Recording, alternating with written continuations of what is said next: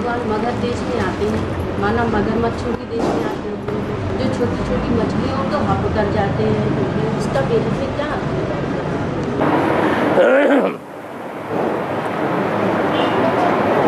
मगध देश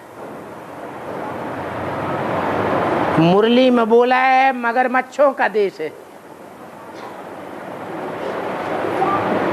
जहां गंगा और यमुना नदी बहती है।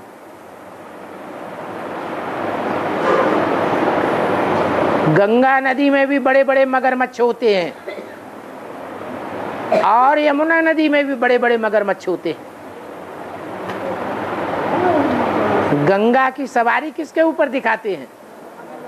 है मगरमच्छ के ऊपर। तो जहां ऐसे मगरमच्छ पैदा होते हैं जो छोटी छोटी मछलियों को खा जाते हैं,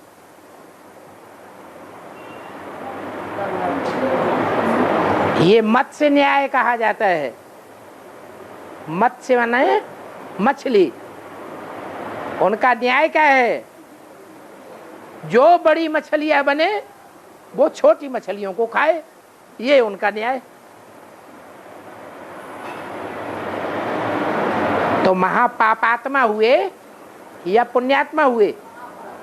महापापियों के देश में आता हूं। हिंदुस्तान में कहीं भी चले जाओ, बिहार और यूपी के लोगों से लोग बहुत डरते हैं। ऐसे ऐसे भयंकर राक्षस हैं कि 40-40, 45, 50-50 लोगों के परिवार को भून देते हैं।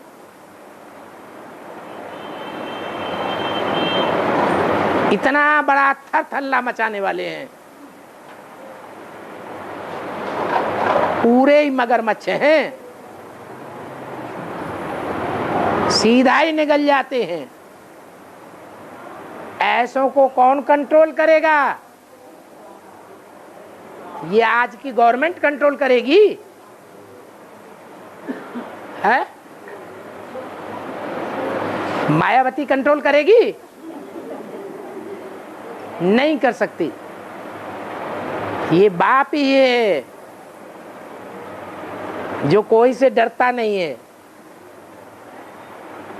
डर देह अभिमानी को लगता है या आत्माभिमानी को डर लगता है? जो अपन को देह समझता है उसको मौत का डर रहता है।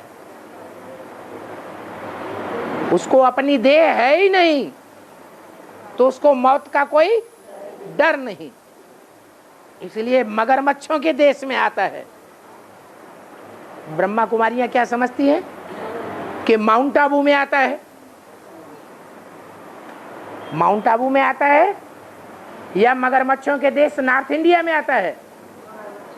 यादगार कहां बनी हुई है? यादगार जो है शंकर के रूप में भगवान काशी नगरी में, राम के रूप में भगवान अयोध्या में, कृष्ण के रूप में भगवान मथुरा में दिखाए जाते हैं।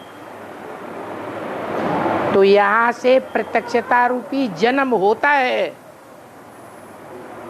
बच्चा जब जन्म लेता है तो संसार में प्रत्यक्ष होता है।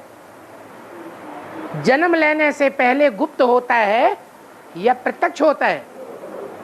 है? गुप्त होता है।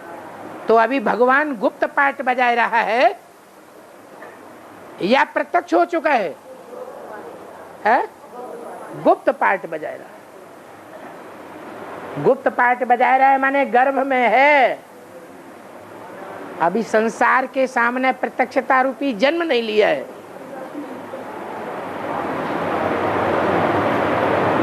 प्रत्यक्षता रूपी जन्म लेगा तो दक्षिण भारत में नहीं लेगा, विदेशों में नहीं लेगा। कहां से प्रत्यक्ष होगा? उत्तर भारत से प्रत्यक्ष होगा। इसलिए बोला यूपी को धर्म युद्ध का खेल दिखाना है। यूपी की पतित पावनी नदियां प्रसिद्ध हैं।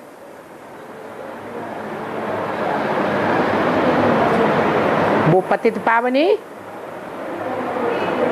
शंकर की जटाओं से निकलती हुई दिखाई जाती हैं।